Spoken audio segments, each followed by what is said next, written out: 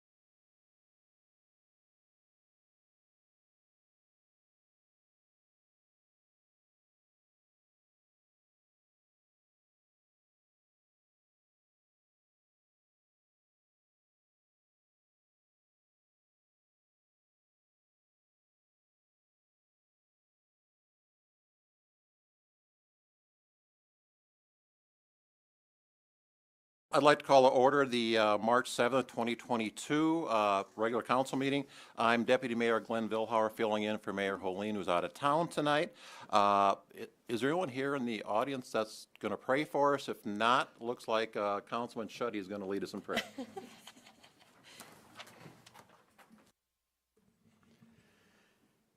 Heavenly Father, we just thank you for today. We thank you for this life and breath you've given us all. As we gather here in this room, those who watch along with these meetings and those who maybe even watch on replays of this, that we're here to run the city, to help make decisions, to help the city function. So we just ask you today for the wisdom tonight to be able to guide through these policies and these decisions to be made, and over this entire city, over every resident. We just pray your covering, your peace. And we also pray just a prayer for those in Ukraine. On both sides of the conflict, Lord, even the Russian soldiers that are there as well, that we just pray that there would be just even a revolution of your name, of your kingdom in the midst of that darkness. And we just pray this in Jesus' name. Amen.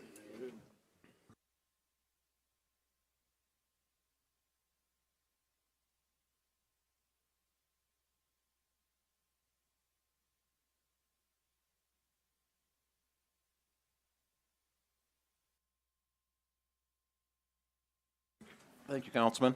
Now I'd like to call on our Finance Officer, Kristen Bobzien, to give us the roll. Okay. Bueller? Bueller. Danforth? Here. Pauline is absent. Paulson? Shuddy? Here. Tupper? Here. Vilhauer? Here. Thank you. And we have a quorum. Look for a motion and a second on the consent agenda approval. So moved. Second. By Bueller. Any discussion? I did want to point out one item. You might be wondering why D is a pretty big item, but the only reason that is on the consent agenda is it's a normal contract billing by Gray Construction on the airport terminal that didn't get submitted in time, is my understanding. So this authorizes a special check to be issued then, so nothing out of the ordinary with it. So with that, all in favor, aye? Aye. All opposed, same sign. Motion carried. Public comments. Anyone here that would like to address or make a comment on something that is not on the agenda? Seeing or hearing none, I think we do have a couple special presentations, though. I'll turn it over to City Manager Mack. Sure. We just have one. Laura Horton with United Way. Yeah. And Randy. Oh. Randy's going to lead the show.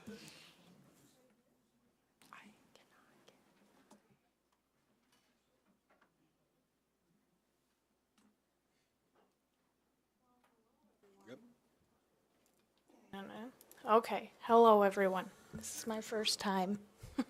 My name is Laura Hoyton. I'm the Executive Director for Watertown Area United Way. And I was speaking with Amanda and delivering a lot of these awards out last week, and some yet this week, but we wanted to present the city an award for being a friend of the United Way. Every year you guys do a great job advocating in rallies, leadership providing incentives, employees giving above and beyond, and then also gifting us some real estate during the campaign season so we can put our signs out there. Unfortunately, we had the death of a sign out there this year.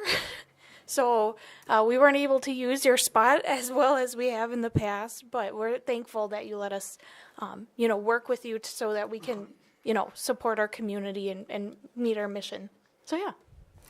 I'm just going to touch base on that. I do sit on the United Way Board of Directors, and I want to give a personal thank you to all city employees that participated in the United Way rally this year.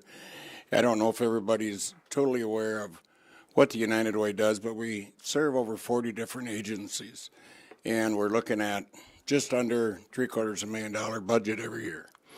We do a lot with those dollars, and without each and every one of you that participates in the city allowing the United Way to come in and do rallies, we wouldn't reach those goals. And those agencies, in all reality, do save the city money. I mean, because a lot of those agencies are things that the city helps fund too. So just a big heartfelt thank you to the city of Watertown from the Board of Directors of Watertown Area United Way, and thank you.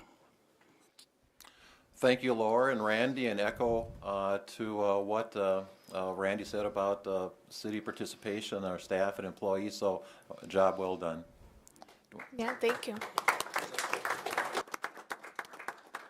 What?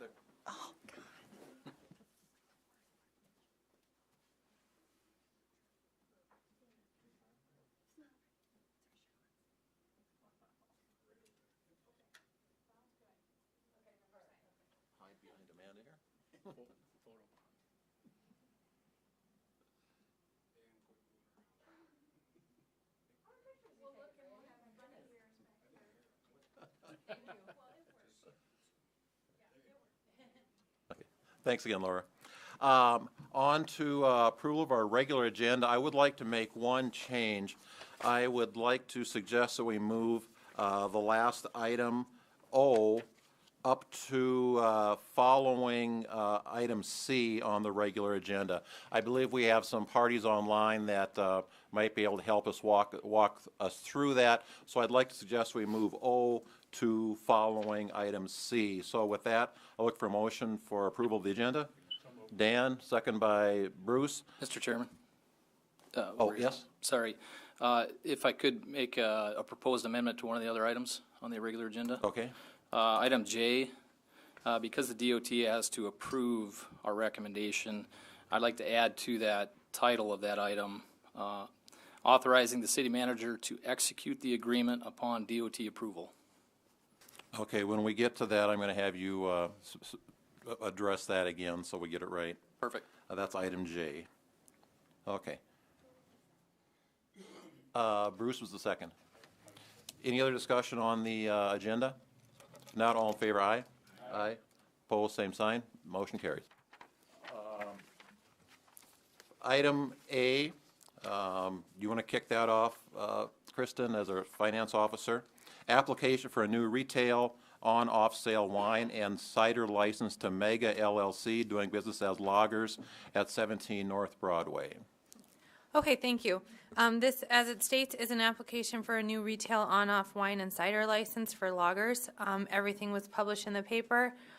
Everything's in order, so if there's any questions, I can try to answer them. Okay. Thank you. With that, I'll open the public hearing. Is there anyone here that would like to speak in favor of or in opposition to the application? Seeing nothing, I'll close the public hearing and ask for a motion and a second on the item. So moved. By Randy, second by Colin. Any discussion on the part of the council? All in favor, aye. Aye. Opposed, same sign. Motion carried. On to the second one, also turned over to our finance officer, Kristen Bobzine. Application for a transfer of ownership of a retail on-off sale malt beverage and South Dakota Farm wine license and video lottery license from D&M Entertainment Incorporated, doing business as Silver City Casino, 22 9th Avenue Southwest, to Roger Meyer, doing business as Silver City Casino at the same location. Thank you. This is, as stated, an application of a transfer of ownership. The location will remain the same with the license. Notice was given in the paper. If there's any questions, I can try to answer them. Thank you. With that, I'll open the public hearing on this one. Anyone here that'd like to speak in favor of or in opposition to the application? Seeing or hearing none, I will close the public hearing and ask for a motion and a second on the application. Who made Shuddy motion and Dan for second. Any discussion on the application? If not, all in favor, aye. Aye. Opposed, same sign. Motion carried. C, you're still on, Kristen. Application for a transfer of ownership of a retail on-off sale malt beverage and South Dakota farm wine license and video lottery license from D&M Entertainment Incorporated, doing business as Little River City, 29th Avenue Southwest, to Roger Meyer, doing business as Little River City at the same location. Kristen? Okay, thank you. Same as stated here, this one is a transfer of ownership. Location remains the same. All notice was given in the paper, so if there's any other questions, I can answer them. With that, I will open the public hearing. Anyone here that would like to speak in favor of or in opposition to the application? Seeing or hearing none, I'll close the public hearing and look for council action. Motion and second. Colin, motion, and Dan for second. Any discussion? I do have one question for, we got two different addresses here, but they are the same address. One's at 22 and the other one's at 20. They are different addresses for the license application and for the license holder. With the video lottery, there's a cap of 10 per license. So with the two different addresses, this is what allows for that. That's what I thought. I just wanted to clarify that. Thank you. Yep. Any further discussion? If not, all in favor, aye. Aye. Opposed, same sign. Application or motion carries.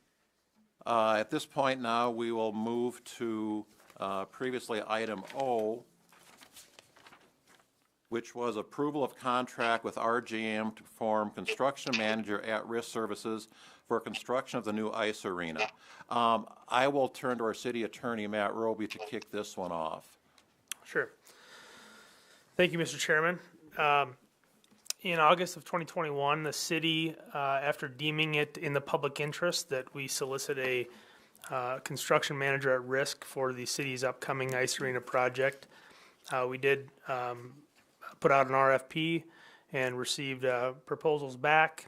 Following interviews, the city chose RJM Construction as our construction manager at risk. That was back in September when that decision was made. You know, since then RJM has been working with us hand in hand, but hashing out some of the finer details of the contract has kind of taken a little longer. But we're here today with the actual construction manager at risk contract with RJM, and I believe Dick and/or Mike are on the line from Tegra that may be able to provide some additional color commentary. Why don't I get a motion, a second, and then we'll open it up for discussion and also comments from Dick and/or Mike. So that'll ask for a motion by Randy, second by Bueller. Okay. Okay. Take it away, guys. If you want to speak to it first, up there, Mike or Dick. Sure. No, that's good. So I'm Mike Van Clyve with Tegra Group, and so as Matt said, we selected RJM Construction through RFP process. Over the last few months, we've been working hard with Matt and RJM. There was a few items within the draft agreement that we wanted to get a little bit more clarity around, particularly just relating to financial transparency. And RJM was amenable to our recommendations, and so ultimately that's what took a little bit longer than what we would have originally hoped, but it's a fair agreement, one that we would typically see, and at that point we feel real comfortable moving forward. Dick, any comment? Yeah, I think it's been a good, in this time, it's a difficult time within the construction industry in terms of taking on risk with cost escalations the way that they are in the market. And so we had a lot of discussions around that. And I think this is ending up with the way that most of our contracts are, where we need to just work through it. For example, we'll be buying out steel early, buying out prefab concrete panels early, like roofing and insulation. Some of these things have long lead items on it as far as the procurement, and delivery, but then also on the cost escalation. And I think that some of the world events that are happening right now may create some other challenges. So I think we've got a good agreement that can address those things as they come along. Okay. Thanks, guys. Now stand by for questions possibly from the council up here. With that, I'll open up for discussions among my colleagues. Danforth? Either Dick or Mike, if you would,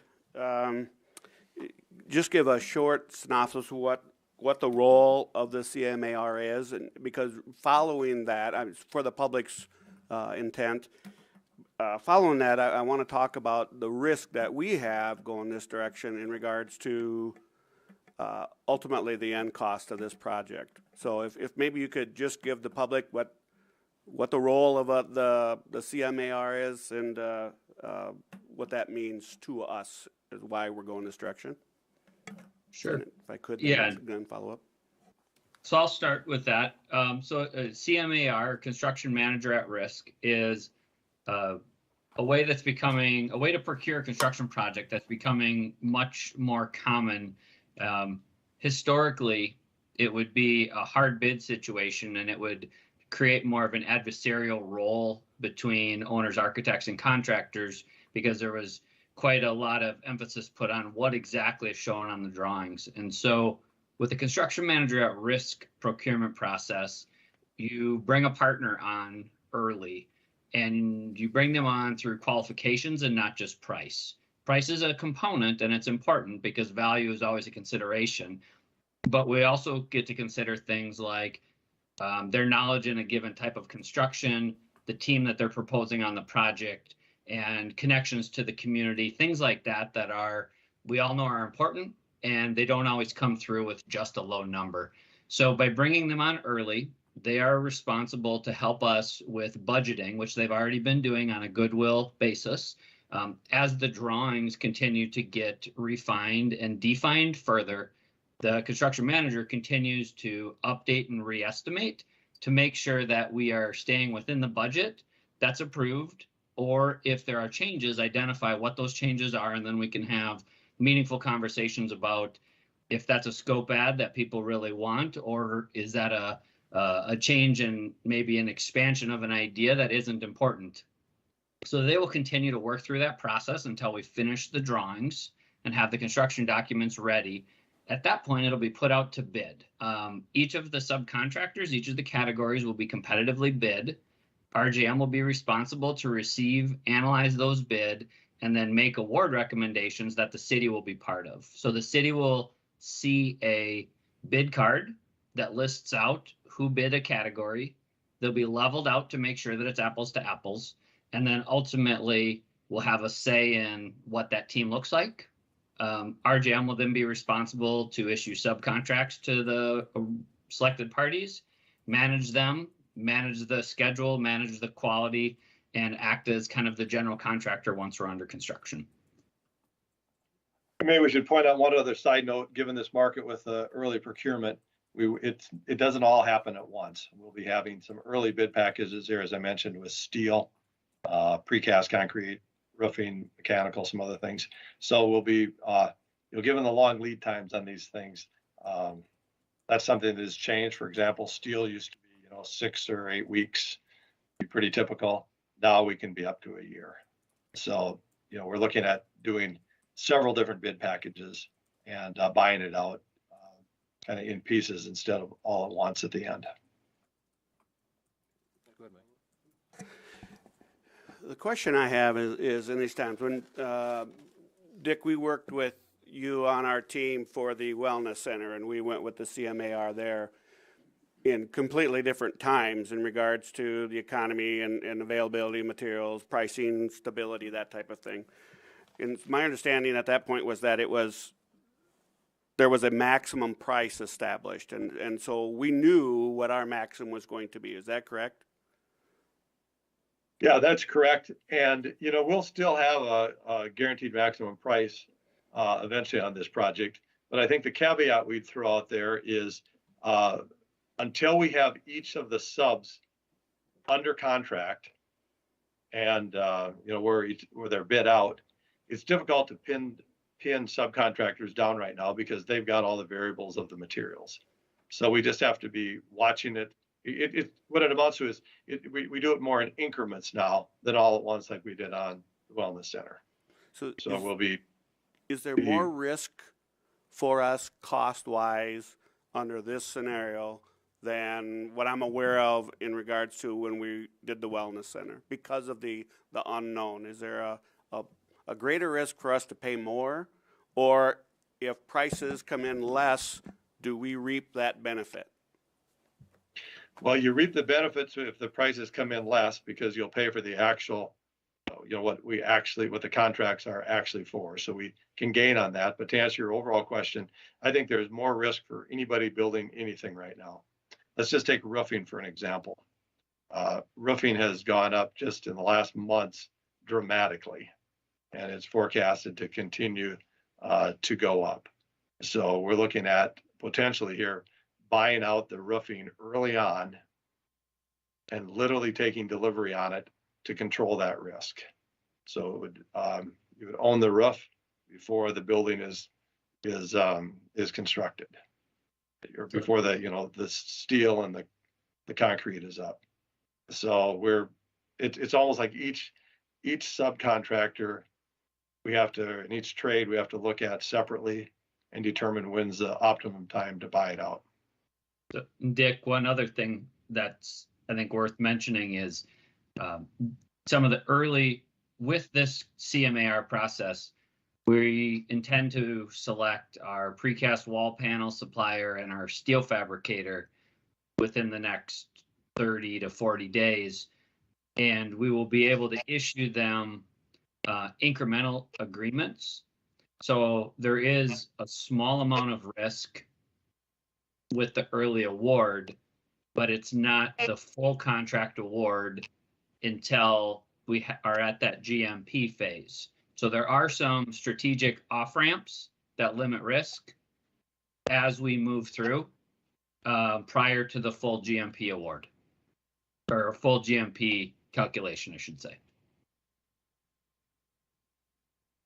Any other questions?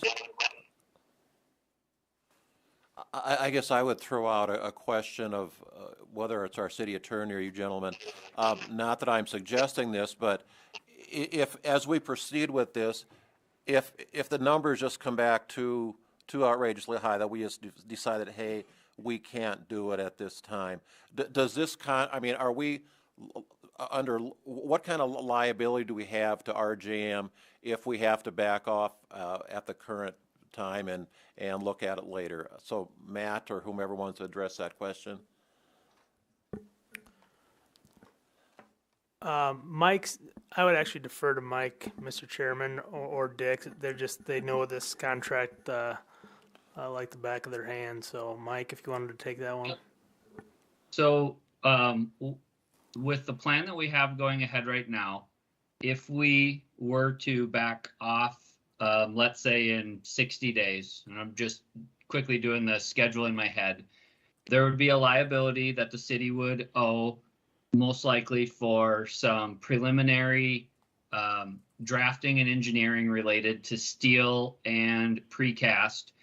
The going price right now, we don't have bids back, so I don't know the exact number, but we would anticipate it to be somewhere in the neighborhood of $75,000 to $100,000 per trade. So let's say $150,000 to $200,000. That would be money spent because those firms would have already started drafting, engineering, things like that. We would owe RJM their fair profit on those items, which is a percentage fee basis.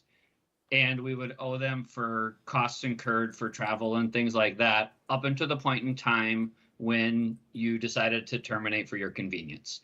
There's a little bit more in there, nuances, but those are the big picture items that the city would be at risk for if there was a decision to put this on pause, let's say in a couple of months. Okay. Thank you. Now, just for the public watching, please don't take my comment to mean that I'm in favor of putting a pause on this, but I did want to ask that question, though. I fully support this moving forward, and I think this is an important next step in the whole process and the scheme of things we're doing here, so I guess I would encourage my colleagues to vote in favor of this. So if no other questions or discussion, I would ask for a vote on the matter. All in favor of approving the contract, aye? Aye. Opposed, same sign. And the motion passed, contract is approved. Dick, Mike, thanks for taking the time to speak to us tonight. Thank you for moving us up. Appreciate it. Okay, back to our agenda as we had it printed. Item D is a second reading of Ordinance 22-05, amending the zoning map of the City of Watertown, South Dakota for a portion of the M and Street L subdivision, Millette and McIntyre's Edition and Longworth Edition, located at 320 Skyline Drive, from R3 Multifamily Residential District and A1 Agricultural District to I1 Light Industrial District. With that, I'll turn it over to our Public Works Director, City Engineer Heath Van Eye. Thank you, Mr. Chairman. So while that legal description is a mouthful, generally speaking, it's a pretty simple action that we're looking at here. This is second reading of a rezone application. I've shared a map to the teams meeting, and I don't know if that's up on the screen there. So to give the council some context on where we're at here, here's 3rd Street Northwest. You can see the northwest corner of the downtown area, and then we're right off 3rd Avenue by the railroad tracks, Lions Park. And this piece of property here, there's a couple little sections of it that are not part of the I-1 zoning district.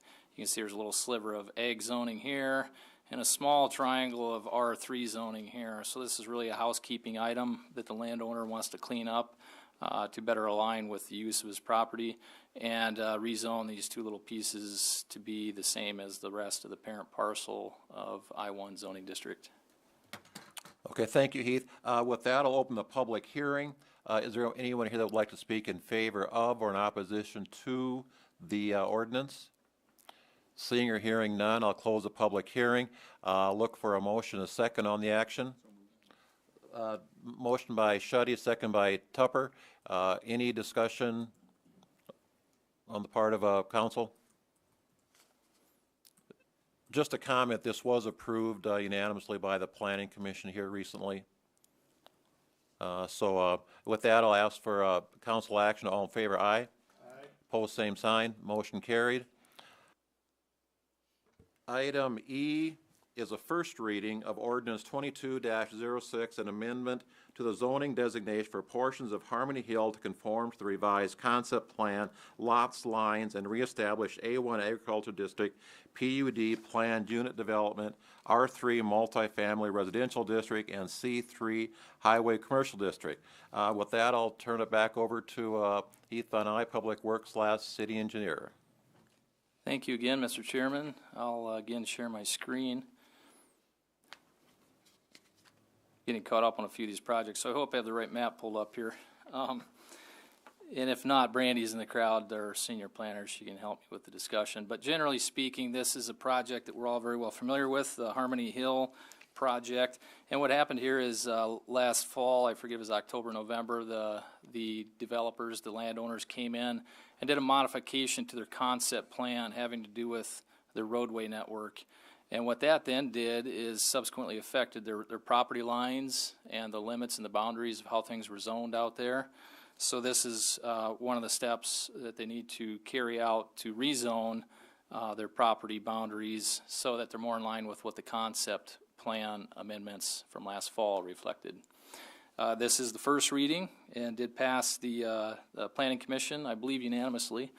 And of course, the subsequent second reading and any associated platting would follow this action. Thank you, Heath. Any questions on the part of the council? I do have one. You referenced that it has passed the Planning Commission. I thought we're actually kind of taking this out of order. Doesn't it need to go to the Planning Commission yet? I'll call on our senior planner, okay, Brandy Hanton, to help address that.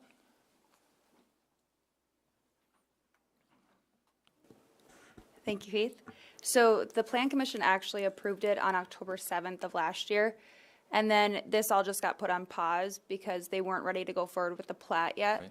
So it has been approved by the Plan Commission, Okay. this rezone. Okay, okay, my mistake then, my misunderstanding. I thought it had to go back to the planning commission, what we were acting on now. Nope. Okay. And then we'll bring, so Plan Commission has acted on this rezone, and then we'll bring, with the second reading, we'll have the plat of Harmony Hills Second Okay. Edition at the next council Okay, hearing. okay, And to your point, Mr. Chairman, that plat is what has to go through the planning commission yet. okay. Is That's correct? what I had confused in my Yeah. mind then, my bad. Yep. Anything else on this? If not, we'll, this is only a first reading, so I'll move on to item F. Again, a first reading of ordinance 22-07, an ordinance amending chapter 19 of the revised ordinances of the city of Watertown, making revisions related to for-hire transportation and transportation network companies. And with that, I'll turn over to our city attorney, Matt Roby. Thank you, Mr. Chairman. So as the council would recall, a few months ago, we had an applicant for a taxi cab company here in Watertown. And, it caused us to, take a closer look at our ordinances related to taxi cabs and vehicles for hire, transportation network companies and the like. And through some comments that were, the council expressed at the time, as well as some research and some discussion since then, it was deemed to be in the best interest of the city that would bring forth this ordinance amendment. And I'll just overview here of kind of what the changes would accomplish. It would create, instead of a taxi cab or motor bus for hire license, essentially it just creates a vehicle for hire license rather than rather than regarding what type of business it is. It would just be a vehicle for hire. It removes the proof of necessity requirement that's long been in our ordinance that would requires folks to come forward and prove that new service is needed in town. It removes the 24-hour of operation requirement. It would allow transportation network company drivers to receive cash tips. Now, that was something that when we originally adopted the transportation network company ordinance, I remember being told explicitly by the TNC companies that is not allowed. That apparently has changed now. It is a common practice for them to be able to take cash tips.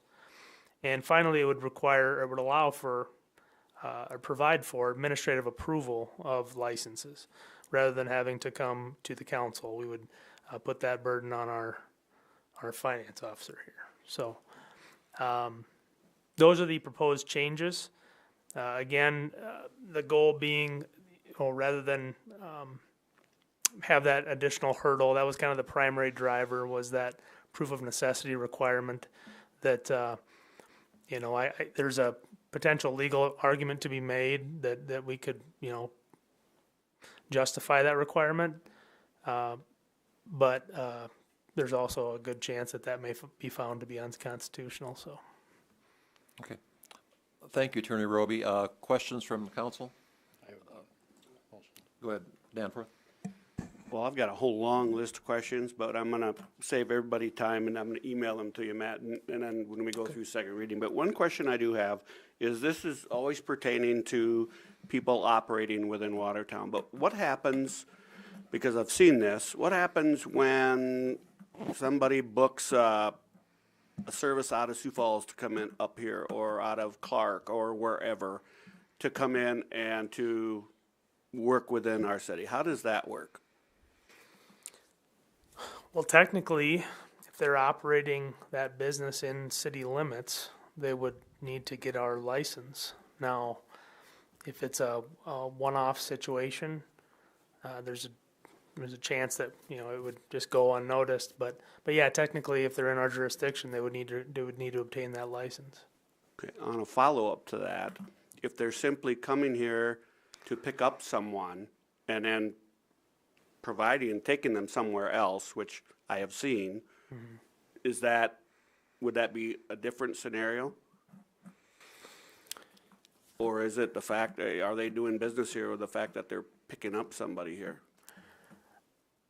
I would, off the cuff, I would argue that they would still require the license. Now, you could also, you could make the argument that it's where the transaction occurred, but these days the transaction might occur over a phone call with a Visa card or something like that. So I think technically that would require them to get the license if they're operating that type of business in the city. Okay. And I will email you the rest of them just for clarification as we go. Thanks. Okay. Okay. Councilman Shetty? Thank you, Glenn. On the first page of the changes, it mentions on 19.0903, it mentions on the very bottom of that first page, it says, no such license shall be issued except with the approval of the finance officer. The finance officer may examine the driver's record, and it goes on about criminal history and convictions and things like that. It mentions may examine. I was just wondering, is that we may not examine those what do you want to call it, just research these things on everybody that asks for a license? It kind of sounds like it's a maybe, just upon their discretion. Could you direct me to what you're looking at again, please? Sure. The first page of the changes with all the red, changes. Then if you go to the very bottom, point number 3. Okay, yeah. And then the second line, it says the finance officer may examine. I didn't know if that kind of sounds like it's a maybe, if they feel like it or not. Councilman, that's a good catch, to be honest with you. I think it's been a practice, and it is our practice. It's standard practice for that to occur, for the police department to get involved and sign off on potential drivers. And I could, I don't think there's any reason why we can't change that to shall, if everybody concurs here, and that could still come forward as a second reading.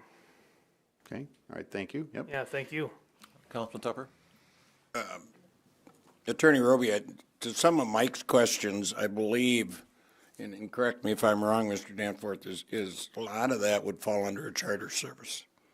When you're talking about somebody coming in from Clark, I know what you're talking about.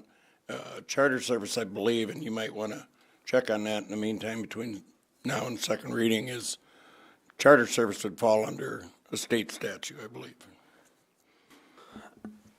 Mr. Chair. Oh, sure. Yeah, Councilman. So the direction that I took based on the discussion that occurred around the last applicant we had was that we wanted to, because we did get into some of those issues about whether or not she was a licensed under the state, or is she a licensed carrier, alcohol carrier, et cetera. And so the mindset I had when proposing these changes was to eliminate all of that, and so long story short, if they are licensed under the state, but they meet our definition of vehicle for hire under the city, they still would have to get our city vehicle for hire license, regardless of what type of operation they are. So in all reality, and I'm just going to pick one instance. So all reality, when the radio station promotes a bus trip to go see the Twins, that's a charter service. So now we got to make them have a city license to be able to come in and do a charter service. Again, I think the answer is probably yes, technically. That's part I think we need to clean up a little bit, and you can, like I say, between now and second reading. And if there is concerns, or maybe if a couple council members want to, maybe take a closer look at this, we could certainly set some time for a less than a quorum group to maybe take a fine-tooth comb and have a deeper conversation about this before it comes forward again. Or maybe even another one is like when Jefferson Line comes in 2-3 times a week. Right. That's a charter service, or not. That's more of I guess that'd be more of a transportation service. It's not a charter, but they pick up people at a stop. Right. I think if we try to, there'd going to be a lot of work for the police department to check every licensed bus driver who's already gone through all the criteria. So. Right. I'll just offer up too, one of the other talking points that, Councilman Danforth had brought up throughout this process was, I can't remember your line, but why do we need it at all? Why do we need the regulation at all? So if we start from there, Then some of these things come up, like, okay, if we have the regulation, what does that mean for charter buses, et cetera, et cetera? And so, maybe it's not ready for prime time without some further discussion. Councilman Bueller? Thank you, Deputy Mayor. My, I guess, comment I would have, I seem to think that we discussed the need for a state license for a charter. Is that how that happens? I thought in our prior discussions that was what was necessary for that. Yes, Councilman, there's different categories of licenses that you can obtain through the state for charter services, for limousine services, et cetera. And so the goal, rather than parsing, again, this is my first pass at this, so I'm happy to continue the conversation and look closer at it. But my thought is that rather than carving out exceptions for different things the state may or may not do, we would just have one license and say, if you're operating a vehicle of any sort that's for hire in some way, whether that's a limousine, a charter bus, a party bus, a taxi, that you just have to get the license. So that was the thinking there. Again, happy to continue the conversation in some way. Any other questions? This is only a first reading, but I'm hearing some good questions being posed. It might not be a bad idea for those that do have questions to reach out to Matt and maybe have a little committee of less than a quorum of council members discuss this. And if we're not quite ready for a second reading, fine, so be it. But I do appreciate you tackling this, Matt, because I know it was a thorny discussion that we had a few months ago on this. So appreciate you taking the first stab at this. So with that, we'll move on. Go ahead. Are we tasking, or are you tasking Matt with coordinating the small group then? I guess I would. Okay, if you want help with that, Matt, just give me a holler. Yep. Me too. That's there. Okay. Technically, Amanda's tasking him. Do it. Well, let's see, where were we? Okay, G, approval of addendum to purchase agreement removing all inspection contingency for the city's pending purchase of approximately 27 acres of land along Highway 20 North, formerly the location of South Dakota Livestock Sales. And I'll turn it over to our city attorney, Roby, to kick this one off again. Thank you, Deputy Mayor. So at the last meeting, the council approved a purchase agreement for the land where the old sale barn used to sit on Highway 20. And it was approved with an added contingency of an environmental inspection. And the next day, we received notice that there was a second offer on the land that was made without contingencies. And so we were given the option to move forward with the purchase, but it would require us to remove that contingency if we were to obtain the purchase. So in conversations with you all individually and in consultation with the engineering department, it was determined that, I guess, a couple of things. One, since the last meeting, we obtained notification from the state of South Dakota that the previous occupant, that the sale barn, had an animal waste disposal system. It was known as the lagoon on the north part of the property. We did receive notification. Well, we didn't receive notification. We obtained the letter that was sent back in 2015 that showed that the cleanup of that site met whatever requirements the state had for the cleanup. So we were able to be assured that that aspect of the property has been satisfactorily cleaned up. Beyond that, we had some conversations via the owner's agents about whether they were aware of anything that might cause environmental concern other than the animal waste aspect, perhaps prior to their ownership, and they said they had no reason to believe there was any sort of issue that may cause environmental concern. In the engineering department didn't see anything that we would necessarily know of that would cause us that concern. So, long story short, what we have here tonight in front of you is an addendum to the purchase agreement that removes the contingency of that environmental inspection to move forward with the purchase of that land. Thank you, Matt. With that, I'll entertain a motion to go ahead with the purchase. Motion by Tupper, second by Paulson. Discussion. Bueller?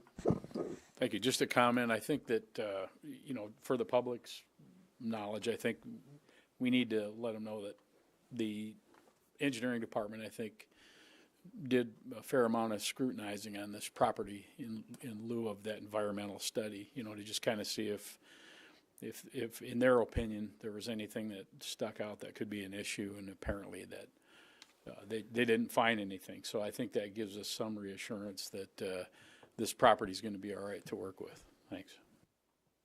Any other questions, comments? I would just clarify, we close on this March 25th, as I see the contract.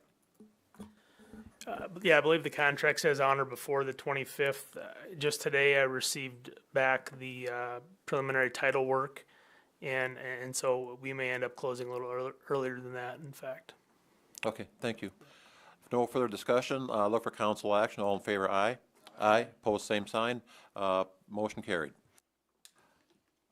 Item H, council approval of resolution 22-03 approving the plat of Lot 1 of Korth, first edition, to the municipality of Watertown in the city of Coddington, in the county of Coddington, South Dakota.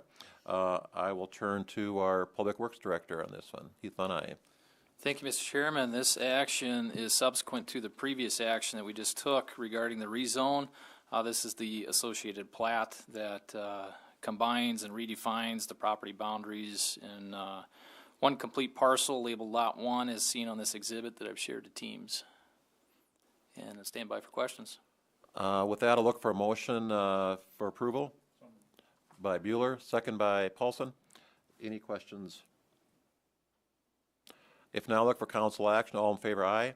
Aye. Opposed, same sign. Motion carried.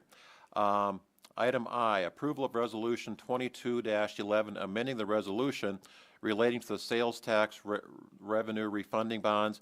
With this, I'll turn to our finance officer, Kristen Bobzien, for an explanation. Okay, thank you. This is just more of a housekeeping. The resolution 2116 was actually approved in the council meeting of April 5th, 2021. That was for the $15 million sales tax bonds to facilitate 10th Avenue, City Hall remodel, and the street facility. Before we can go out to issue that last $7.5 million, the original resolution stated that the mayor and finance officer would execute all documents.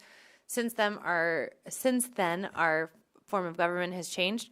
So all this does is allow the city manager and finance officer to issue those bonds. So that's all it does. Okay, thank you. Thank you. Look for a motion and a second. Motion by Councilman Shetty, second by Councilman Danforth. Discussion. Just a point of clarification so the public is not confused. We are not issuing any new bonds. So that seems to be a popular conversation lately. So just to clarify, this is something we have already done in the past. If no further discussion, look for council action. All in favor, aye. Aye. Opposed, same sign. Motion carried. I'm going to turn this back over to Heath now for a better explanation as to what we are doing here with item J, or how the proper wording should read. Thank you, Mr. Chairman.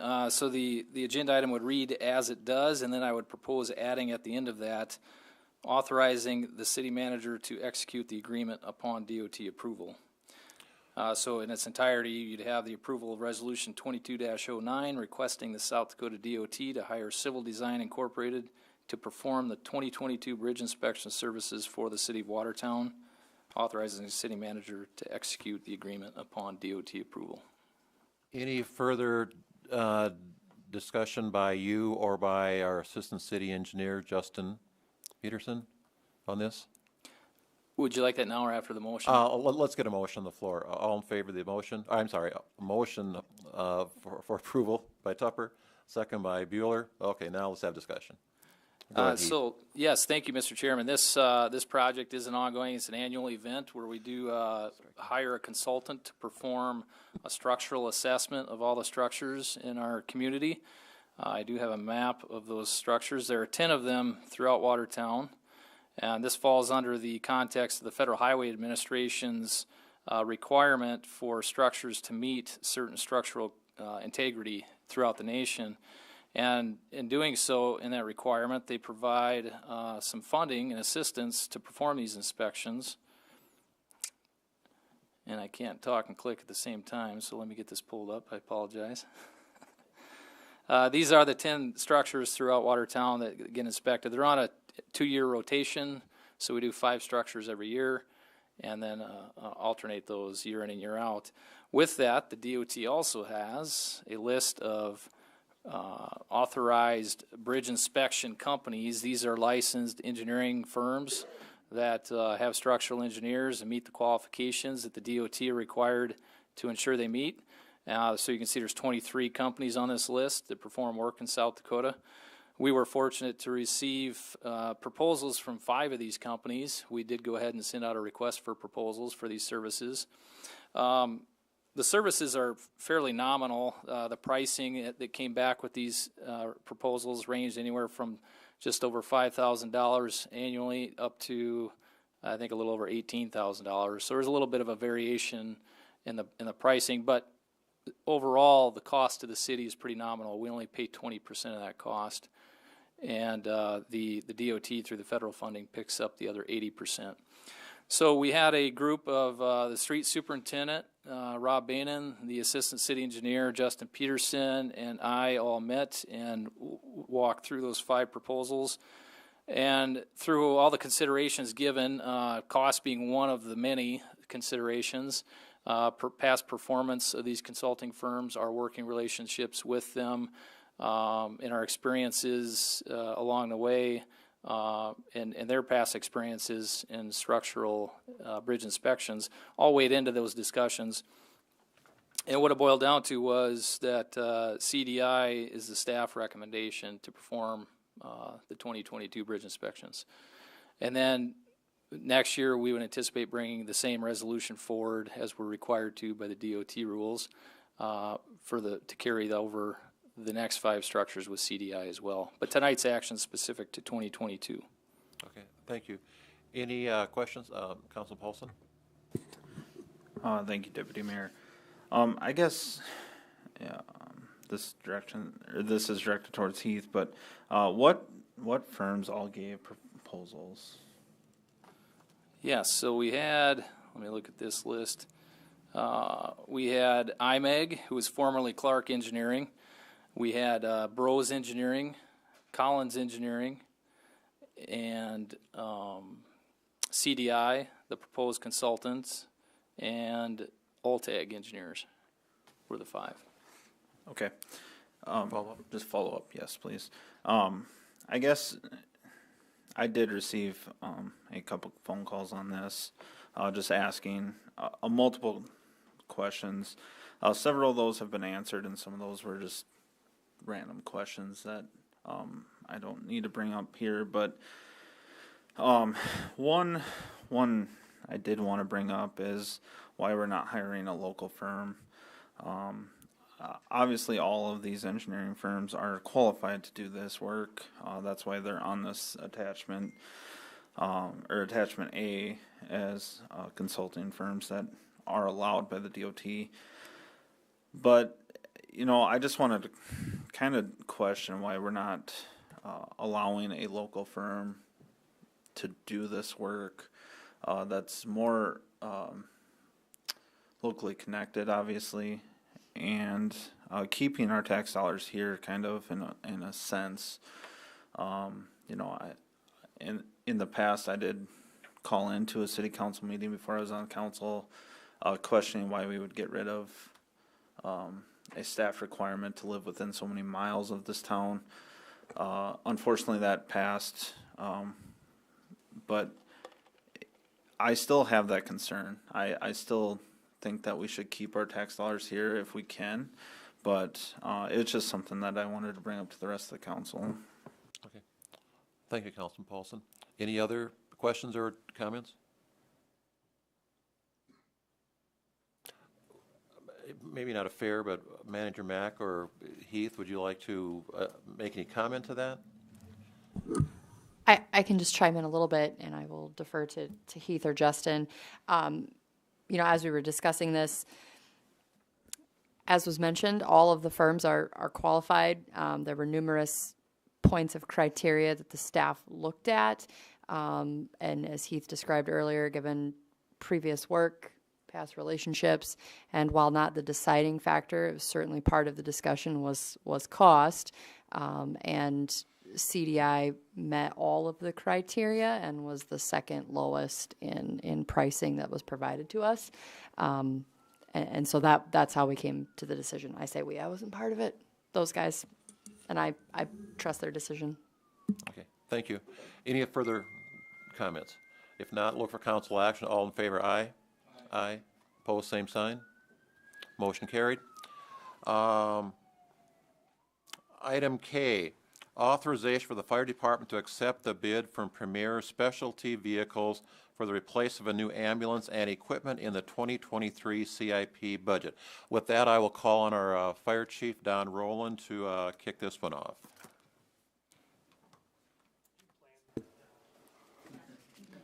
Well, of course, we have to have an ambulance go by at the same time, right? You know. Thank you, Mr. Chairman, members of council. I'm here tonight to ask for approval, authorization to accept the bid from Premier Specialty Vehicles for a new ambulance. A little history about our ambulance service. We have 5 advanced life support ambulances that we rotate every 10 years with the ambulance and ambulance equipment. The ambulance that we're going to be rotating out is a 2013 Type 1 four-wheel drive ambulance, and roughly has 130,000 miles on it. So it's the time of year that we need to look at it. Now, the reason we're coming a little bit early, everybody, is unfortunately the supply chain issue that the world we're living in right now is causing us some tough times as far as ordering these ambulances. This ambulance would be approved for the 2023 budget, but it is in the long-term capital outlay for 2023 right now as well. We have $306,500 in that budget right now that we have allocated for that ambulance and ambulance equipment. And roughly speaking here, the bid tab that you'll see up here on the projector here, again, like I told you, it's from Premier Specialty Vehicles. Again, it's a Type 1 four-wheel drive Horton ambulance. The price tag on that is $252,216. The ambulance equipment that will go in the ambulance will be a cot, an ambulance cot, with a power load, and that's going to be at $47,000 plus dollars. I'll back up one here. The ambulance equipment, the top one there. We have the LifePack cardiac monitor, which is roughly around that $36,000. Excuse me, $38,000. And then we have the stair chair, roughly around that $3,800 mark. And then Lucas CPR machine, which is in that $15,000 plus mark. As you can see, the overall price tag on it is in that $302,000 mark. But one thing that's kind of interesting here, this is the first year that we are able to do a really good trade-in on this ambulance. The ambulance that we're going to be trading in is going to have about a $45,000 trade-in value, which is phenomenal. Last time we've ever had anything, we haven't anything even remotely close to that. I think we've gotten like $12,000 for the best trade-in, roughly speaking. So again, this will be a Type 1 four-wheel drive ambulance. And we also get about a $6,000 plus trade-in allowance for our LifePack monitors. And then the SDML grant, we'll be able to apply for one of those pieces of equipment, will allow us to have about a $3,500 savings on it as well. So I guess I'm asking tonight to get approval to move forward with this. The estimated time of arrival on this is going to be June or July of 2023. The price tag, not only for the ambulance as well as the equipment, will all be spent in the 2023 budget. I visited with City Manager Mack as well as our Finance Officer Director, Ms. Bobzine, and we've all decided that we should move forward with this. Okay, thank you, Chief Rowland. Look for a motion, a second to get this up for discussion. By Danforth, second by Tupper. Okay, discussion. Danforth? Mr. Rowland, Yes. by doing this, are these prices then guaranteed?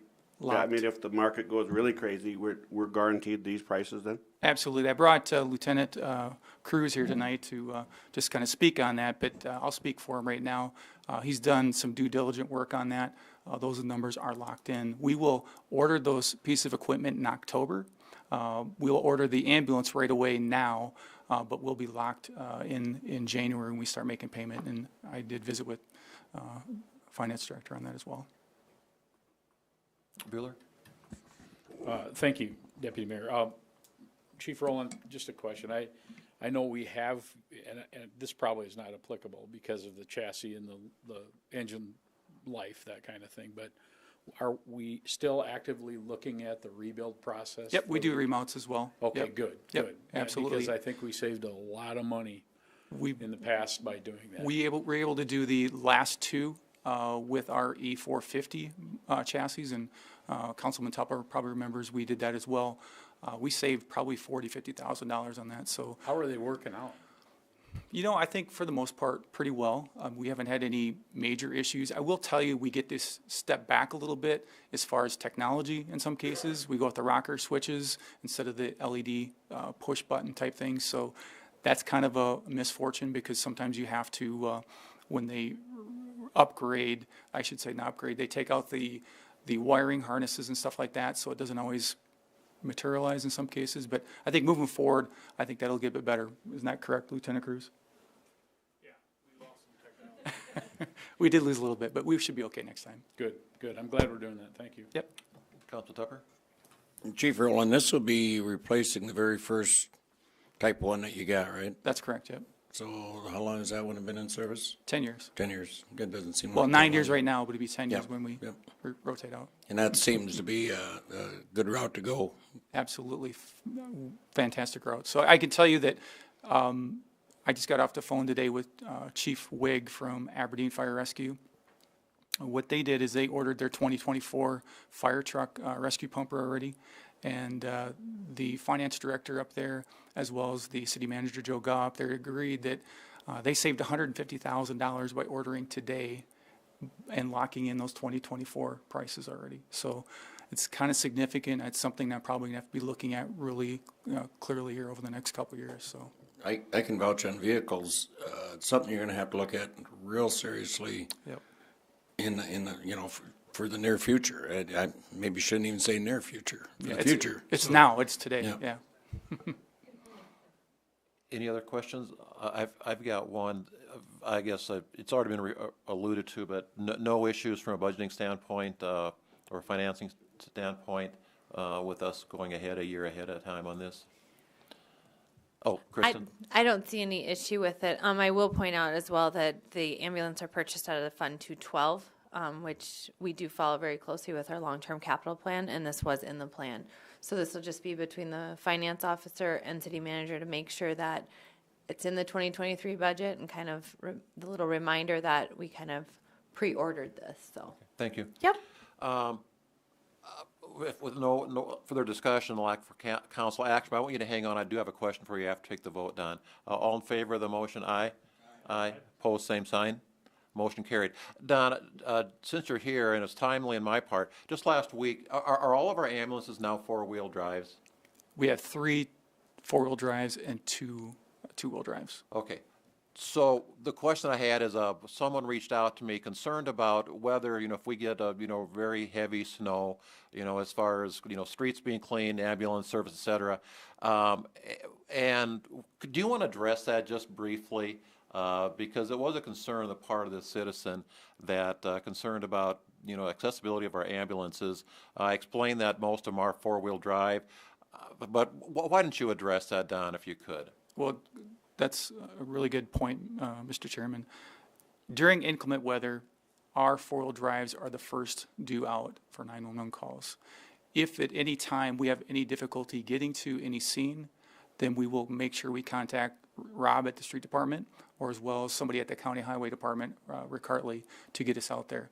I can tell you, very seldom do we have any problems getting anywhere with those 4-wheel drives. But again, we haven't had any major storms in the last couple of years that I can aware of.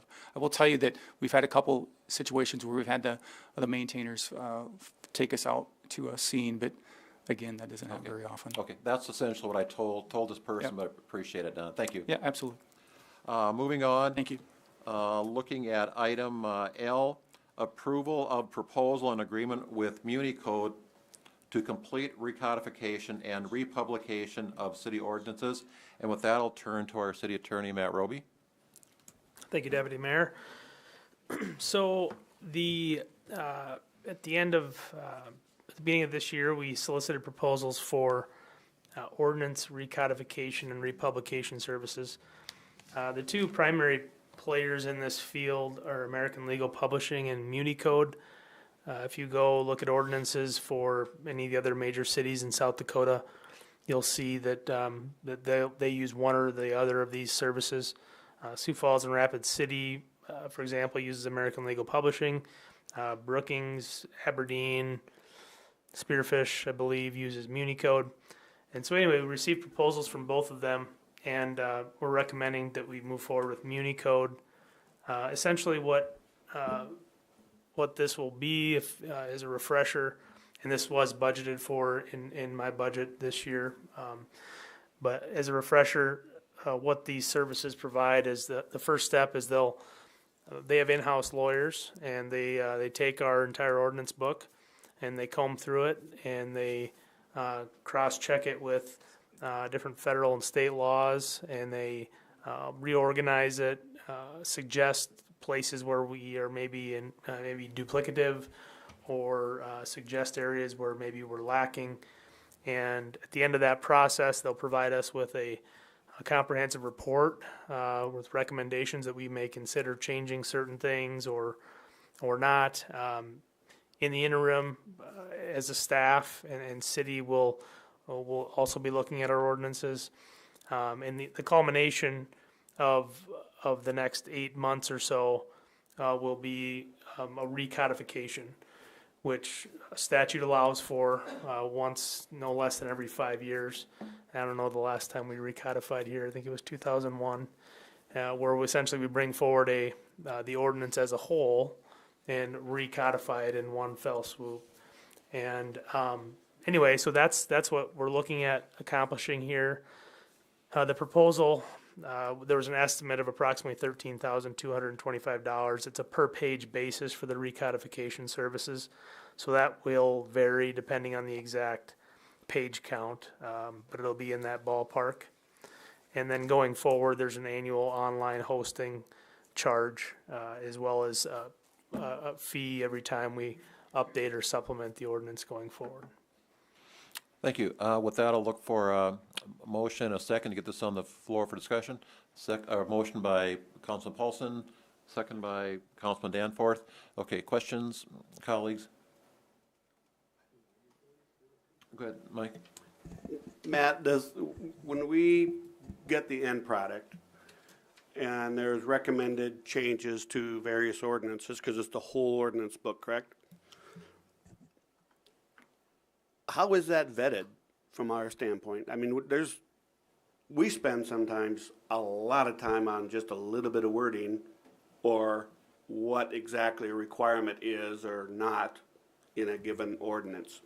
So how does that, when you're looking at the whole thing, and again, I don't know what types of things they'll come back as far as recommendations with, but how does that get vetted from our standpoint, staff standpoint, council, and then also where it may affect the community? So I think it will probably depend on what types of recommendations are made as to how extensive the vetting process needs to be on our end. You know, if they go through and they don't see anything that's, egregiously unconstitutional or something like that, if there's nothing that's a red flag necessarily, maybe they just rearrange and clean up a few things. If there's no substantive changes, I don't think that'll be the end result, but that's possible. Then we would have that conversation and say, here's the proposed ordinance book. There is no substantive changes. Now, if, as I presume there'll be some substantive changes, then we would likely try to have some sort of a summary of those changes to put forth to the public. So we're not trying to hide anything or anything like that. And then the statute provides that, we have to allow for a place for the public to come and, basically the same thing we did with the home rule charter, where they can come and view it at any time during that process before we have final approval. But I think it'll depend on what we get back as far as recommendations go, and then it'll depend on maybe some of the thoughts that staff has in the interim if we want to make some substantive changes. Any other questions? Randy? No. I do have one, Matt. Not sure I totally understand. So potentially, could the end result of this be a whole scale changing of our ordinance numbers potentially? That's potentially, yes. I mean, I think of all the cross matching and cross referencing that goes along with that, and documents that maybe the public is already relying upon. I mean, I see the need to do why you have the need to do this, but I can just foresee all sorts of issues that might come from depending on what the net recommended result is of this. Certainly, that's just off the top of my head, I know that the police ordinances that the police regularly write tickets for may change. That's certainly a consideration. I think that to the extent that we don't have to change numbers, I think we'll try not to if that's possible. But I think there's a good chance that could be the end result, is some renumbering and such. Okay, thank you. Manager Mack? I was just going to add that part of this process is creating a more user-friendly product in the end. So while things may change, they're probably going to be a lot easier to find and searchable, that kind of stuff. Okay, thank you. Attorney Roby? Yeah, I would just add, it reminded me of a couple of the selling points on Muni Code. One, for example, is they are actually owned by the same company we use to publish our website. So Civic Plus had purchased Muni Code a couple of years ago, so there'll potentially be some synergies there down the road. And with that, right now we have, a hat tip to Jana Mills, wherever she is tonight, because she compiled the current ordinance. It's this 560-page PDF with hyperlinks, internal hyperlinks, et cetera. It was very well done. But, Muni Code, there's just so much more capabilities. If you have for example, if you have a area of the code you're particularly interested in following as a member of the public, you can sign up for alerts related to that area of the code only, and so there's a lot more functionality and more user-friendly aspects to it for members of the public. Okay, thank you. Any further discussion? If not, look for council action. All in favor of the motion, aye? Aye. Opposed, same sign. Motion carried. Moving on to item M, award of bid for the 3rd Avenue Bridge and Roadway Rehabilitation Project number 1706 to BX Civil and Construction Incorporated in the amount of $3,546,560.43 for the base bid and alternates A and D. Who would like to take it with Justin or Heath? Which? Yeah, I can. Okay, go ahead. Public Works Director Von Eye. Thank you, Mr. Chairman. I would like to recommend off the bat a similar change to the action item to add a tagline on the end of this that would state the authorization of the city manager to execute the contract upon DOT approval. This particular project also has federal funding associated with it, and because of the Bridge Improvement Grant, aka the BIG program that helps fund structure, rehabilitation and reconstruction throughout the state, we're required to vet this bid recommendation through the DOT, and then they would bring it back to us for execution of the contracts at that point. With that, would you like my summary on that? Yeah, let's go ahead and get a motion on the floor. Motion to approve by Shetty, second by Tupper. Okay, go ahead, Ethan. Thank you. So this project's a long time coming, and pleased to bring this bid forward to the council for consideration. As noted by the project number in the title of the agenda item, project number 1706. So in 2017 is when the design actually started on this, the design and scoping to replace the 3rd Avenue Northwest bridge that goes over the Big Sioux River. So anyway, it's taken a lot of time to go through that scoping, design process, and now we're finally here today with a proposed bid award. Once we went through all the processes of designing and bidding, we did receive some fairly competitive bids. And what staff has recommended after review of those bids is to award it to BX Civil and Construction with bid alternates A and D. What bid alternate A is the asphalt pavement. We had an alternate B, which was concrete pavement. Staff is proposing alternate A for asphalt pavement. And then we also had options C and D, bid alternates C and D. They both related to the kayak launch and the surfacing that would be installed down to along the riverbank to the river as far as the kayak launch usage is concerned. Option C was more of a concrete mat, an articulated mat of sorts, and option D was just plain concrete surfacing. So we are recommending alternate D that was less expensive of those two options. I'll touch on briefly the difference between the asphalt and the concrete because that's a major bid alternate here when considering this type of work. So with the structure replacement, that's the big part of this bid, but also we are reconstructing 3rd Avenue from Compesca Boulevard all the way east to 3rd Street. So that portion of the roadway will be closed down throughout the summer with the bridge being constructed and also reconstructing that roadway. With that, of course, that portion is completely 100% city funded, and the asphalt pavement alternate A did come in lower than the concrete, as it typically does. We did perform a life cycle analysis between the asphalt and concrete pavement, and also, as it typically does, the concrete outperforms the asphalt in that life cycle cost analysis. We did something similar for 10th Avenue, as you recall. Staff at that time did propose concrete surfacing, and we went ahead with concrete surfacing on 10th Avenue. The reason we're proposing asphalt on this particular project, one of the components is primarily driven by budgetary constraints.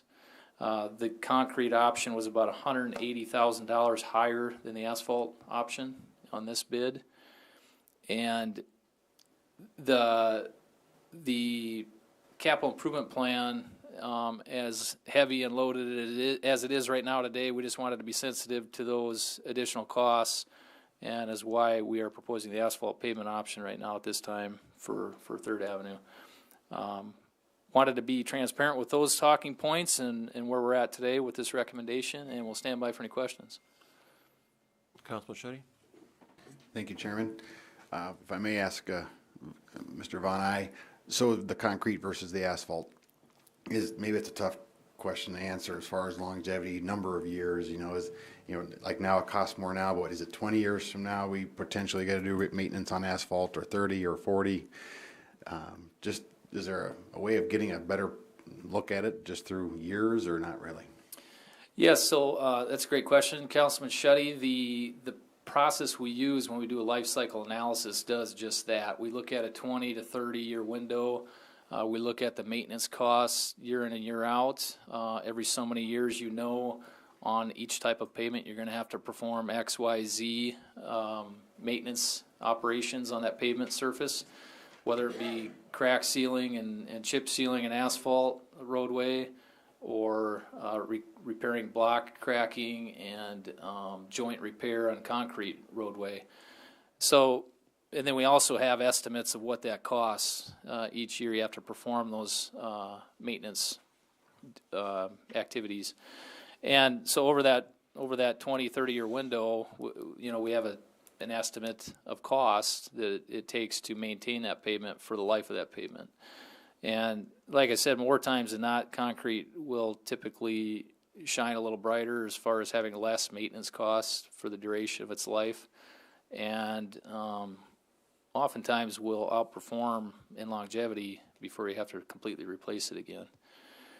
But with that being said, that comparison where pricing is at today on this bid, while concrete outperformed the asphalt in that analysis, they were pretty comparable. Asphalt didn't do too terribly bad, but then you look at the upfront cost today, and that $180,000 difference was the bigger seller that said, from the staff standpoint, we wanted to propose the asphalt.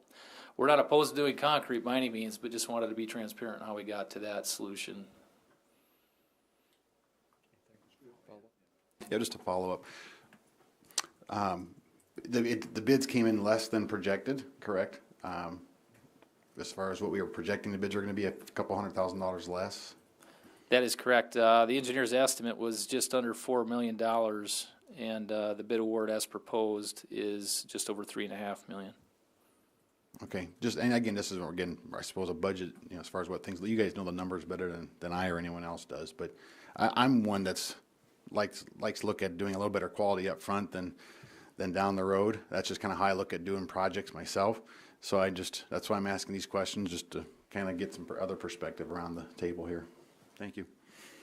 Councilman Danforth? This is, I'm sure it's for Heath as well. As long as we're going and we're doing that work there, are we taking that little Y intersection out at that, on the south side there, the road that was closed? I don't know what road would that be? Sure. I'm gonna glance. Is that going away at this point through this process? And just having From my recollection, yes, that was gonna go away, and that intersection was gonna be squared up, and then there'd be a parking area along the portion of City Street there that would remain. There would be an access to parking area for the kayak launch. Any other, Councilman Pulse? Thank you, Deputy Mayor. I guess I'm in the same boat as Councilman Shuddy. I think that I would recommend to the council that we change it to alternate B and D. I think that, especially lately, with how wet the conditions have been, we're seeing a lot more failure in asphalt a lot quicker than the lifespan. At least that's my observation, being in the construction field. So I guess personally, I would like to see this be concrete, just based on the fact it's so close. Yeah, we'd have to fit it within our budget a little bit more, but over the lifespan, I think we're gonna save more than that $180,000 over the lifespan of this road. Would you like to propose that as an amendment to the Yes. motion that's on the table? I would, please. Is there a second to Councilman Paulson's amendment or motion? Councilman Tupper, further discussion on the amendment to the motion, and we're looking at substituting alternate D. Let's see, alternate B and D rather than A and D. Okay. Go ahead, Mike. I'm going to pose this, I guess, to Amanda and Finance and Heath in engineering. Generally speaking, I would agree with what Mr. Shuddy has said in regards to buying value and in this case. But I guess my question is we're talking about $200,000, give or take a little, I believe.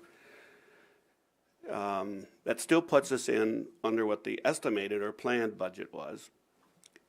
Do any one of you see a problem where spending that extra $200,000 here on this concrete, if that's going to create any other issues for us that you are aware of? I want that to go into my decision process, not just simply the fact that we're under budget. Is there any other thing that $200,000 is maybe better spent on or is needed for versus here? Go ahead, Finance Officer Bob Zine. Okay, thank you. In terms of that, I think we've discussed it in a few other meetings. City of Watertown has a really great thing going on, is the fact that we're really taking on some projects. But with that, we have some timing that's happening. We have a large amount of projects that are all going to bid right now. So the only thing that I can tell the council is this is under the engineer's estimate, but if you change it, it is over the budget. So with that, we do have our unrestricted fund balance. That is what this would come out of. The only thing I can say is if the decision is made by the council, just know that in the next couple months, you'll see other projects that maybe then you'll have to make a different decision on, which will take just more vetting between staff and the council and the manager and everybody kind of being on board with the plan. But this is over the budget if you do make that change. But it would come out of the unrestricted fund balance. And we do have a couple other projects I know I've spoke with Justin on too that we can change a little bit. And as I stated in another meeting, we can handle these smaller ones, but we can't handle it if every project has $200,000 changes. Councilman Tupper? Kristen, how much over the budget? It looks like we had a total budget of 3.6. This just changes it to 3.72. So it's not a significant amount. So that's, like I said, we can handle these types of overages. Just know that if we would see another bigger one come down in some of our other bids, we might have to have a deeper discussion. And I would take there's contingency built in. Yeah, that's correct. Sorry, I was reading. That's correct. Manager Mack, do you have any comment you want to make towards this? I do not. Okay. We got a couple follow-ups now. Councilman Shetty? Well, thank you, Ms. Bobzine. And also, this could be for, for City Engineer Von I. You had mentioned when you kind of prorated it all out, the asphalt did come in pretty good. I mean, it wasn't like it was a terribly far gap between concrete and asphalt when you calculated everything. I suppose that the road doesn't have other variables you factor in, I suppose, weight of traffic, how much traffic, and what the road sees, what that surface sees, being where it's located. I mean, so in your guys' professional advice on this one, you felt that it would perform quite well based on where it's at with asphalt? Was that and there might be times when concrete is the better way to go because of weight limits and things like that, but I just was wondering, what variables come into play on this particular one? Yes, so how we consider, asphalt's designed a lot differently than concrete, obviously. And when you look at, when we put the plans and specs together and we have a concrete option, the cross section, the typical section they go out on the plans that says how thick the concrete is, how thick the base aggregate is, how much subgrade prep needs to be done, all that is tied into those design criteria. What kind of traffic loading is this going to see? What are the speeds of the traffic going through here? But the truck traffic is really what will kill the longevity of your pavement. It's not the cars, it's the truck traffic that really does do the most damage. So equally said is for the asphalt option, where we specify, the thickness of asphalt, the thickness of the base course underneath the asphalt, whether we're going to put any geogrid or any kind of other additional components in that pavement section, and we make sure that it's designed appropriate for this type of traffic that this roadway would see.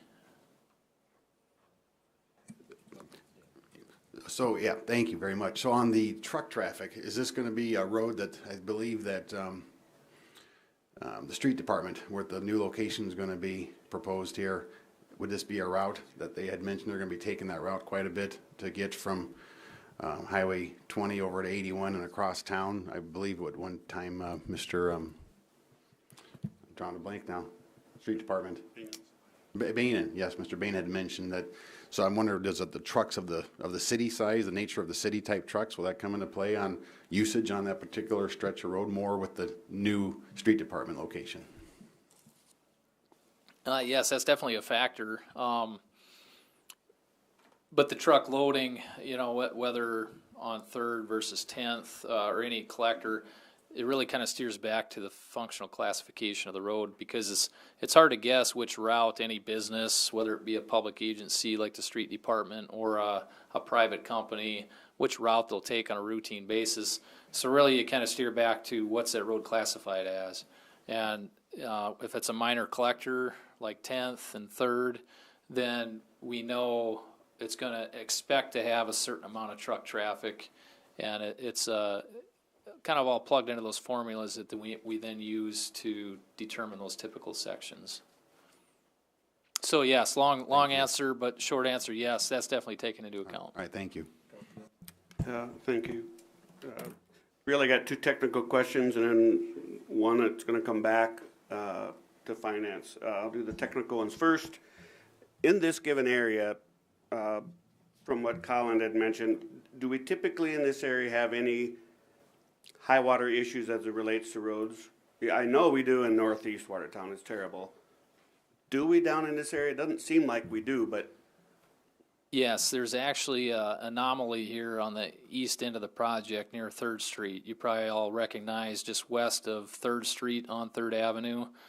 There's a constant area of raveling and rough road and constant patching that the street department's having to do. There's some kind of a spring or underground water source that keeps coming through the pavement section at that area. So the truck traffic, for example, when it drives through there and you've got a saturated base beneath the pavement, that weight causes that pavement to pump and fail over time, and that's what you end up with. So what we've done in the design for the 3rd Avenue improvements are to put in some edge drains and storm sewer improvements to help collect that natural spring of water that's coming from the north side of the roadway and be properly directed away from the pavement section, not sit there and underneath it and cause problems for us in the future. and that is within the confinement of the area we're gonna be doing this project in, correct? Correct. Okay, so my next question is, where did your numbers intersect? Where we saved by going asphalt, but then if you look at the maintenance and longevity, where do they intersect in regards to it becomes a return on investment, good decision to go to concrete? Where did that look at for you? That's a good question. I might have to defer to the assistant city engineer. I don't know if by the look on his face, I'm not sure he looked at it that closely, but it would be a guesstimate for me to say whether that's 10 years out and you've met your rate on return is equalized, and now you start reaping benefit from there on the concrete option. Whether it's 10 years of that 20 to 30 year lifespan, it'd be a guess of mine, but I'm guessing it's somewhere at that midpoint roughly. Right where they intersect? Yeah, and then you start reaping the gains of the higher upfront costs. Okay. So the other question is for clarity. I got confused, Kristen, when you said that it was under engineering budget but over budget. Let me start that over again. It was under the engineer's estimate, but we're over budget. Okay, explain that one to me. So part of the but part of the issue we're having with 3rd Avenue is the project started in 2017. So we have been carrying over this budget for a very long time. So it was budgeted in 17, carried over to 18, carried over to 19, carried over to 20. There was money added because we not only did the bridge, but now we've added a little bit of the 3rd Avenue, which added $1 million. So I think what happened is in the budget carryover process, obviously the costs have went up. So when the engineers did their estimate, it was at 3.9, but the budget is at 3.6 on it. So I think when you did the estimate, it was later in the year, probably past the point of budgeting, just with the products and stuff. Heath can correct me if I'm wrong on that, but essentially I believe that's what's happened with this project. Is that right? Yep, that's accurate. Okay. Any further discussion on the amendment? I do have a comment. I have to admit I was surprised when I saw this budget, when I saw this agenda item.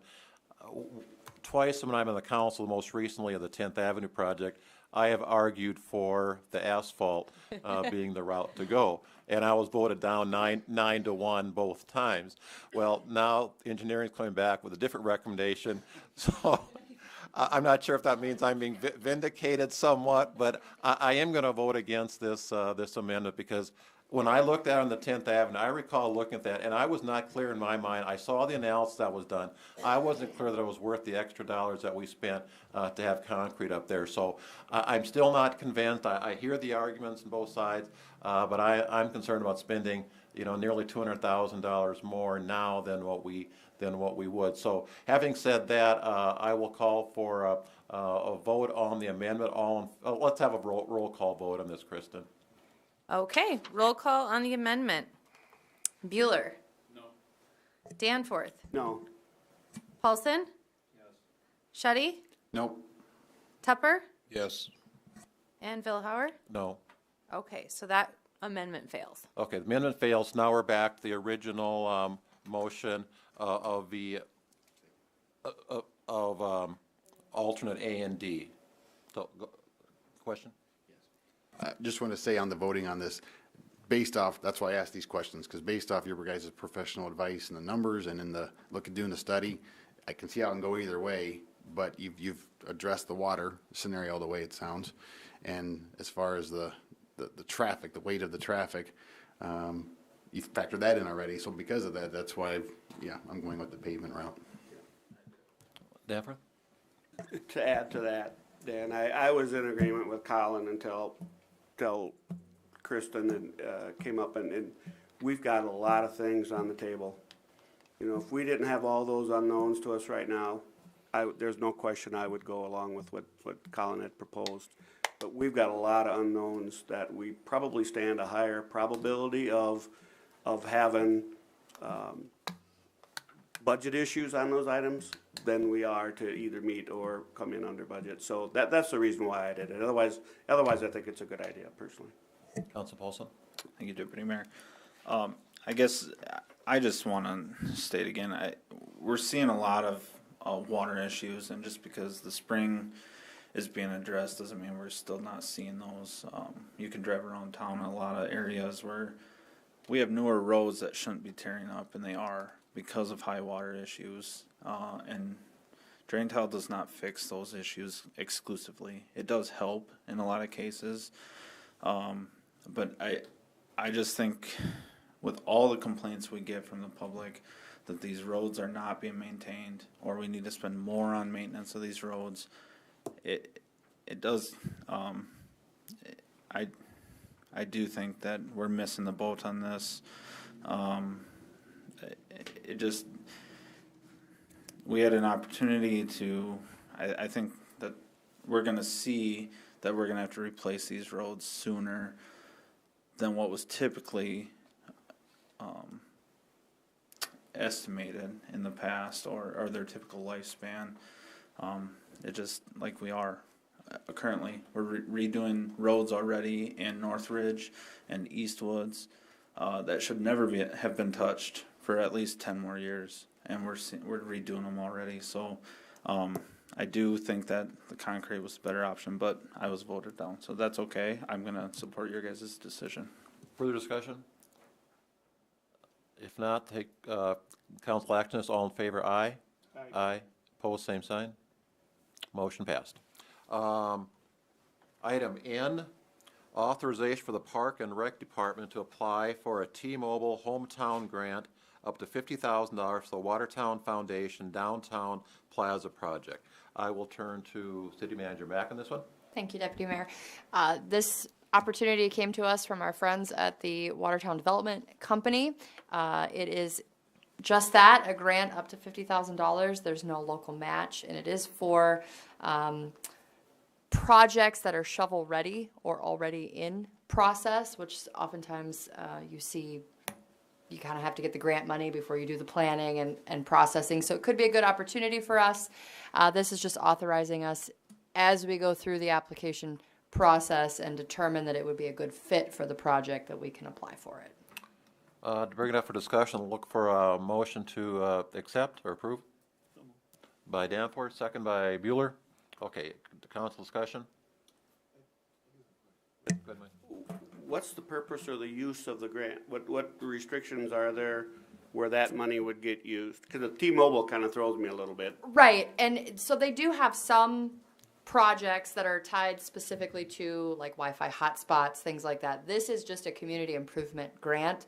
We're still reading through all the requirements. So far, we don't see anything that would tie our hands in that manner. If we do, then we'll make a decision to apply or not.